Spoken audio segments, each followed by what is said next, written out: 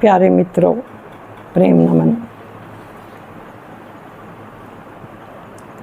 किसी मित्र ने पूछा है, माँ ध्यान कैसे करें? ध्यान है स्वयं के भीतर ठहर जाना, स्वयं को जानना। मैं कौन हूँ, कहाँ से आया हूँ और कहाँ जाऊँगा। ये पूरी जीवन यात्रा ध्यान पर केंद्रित है। पहले कदम से ध्यान शुरू होता है कि हम ध्यान में प्रवेश कैसे करें, ताकि हमें ध्यान में बैठना आ जाए। हम ध्यान में कैसे बैठें? बहुत से लोग ध्यान में आंख बंद कर कई घंटे तक बैठे रहते हैं, लेकिन उसमें ध्यान का परिणाम नहीं आता।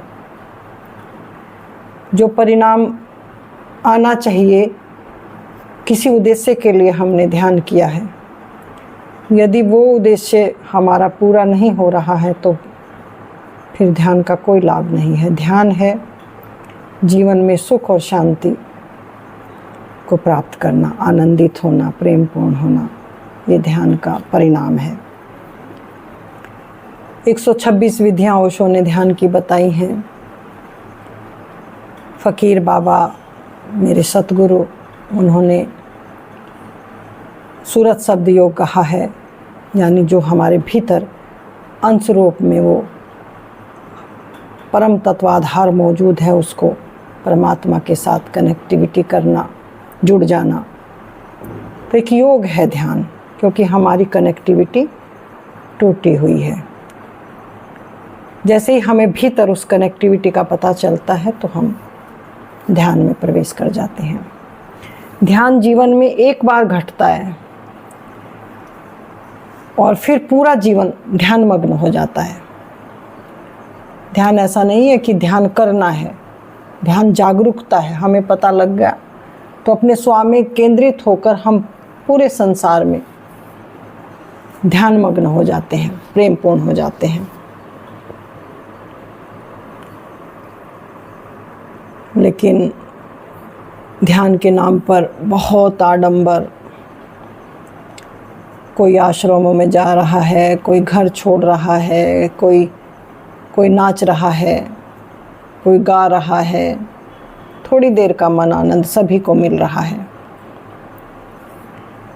लेकिन पूर्णतः जो लाभ है वो ध्यान से किसी को भी प्राप्त नहीं हो रहा है।